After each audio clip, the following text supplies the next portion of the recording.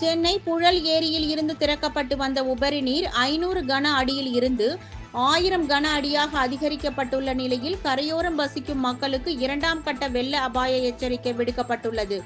வடகிழக்கு பருவமழை தீவிரமடைந்துள்ள நிலையில் சென்னைக்கு குடிநீர் வழங்கும் முக்கிய ஏரிகளான புழல், செம்பரம்பாக்கம், பூண்டி ஆகியவற்றிலிருந்து உபரிநீர் வெளியேற்றப்பட்டு வருகிறது.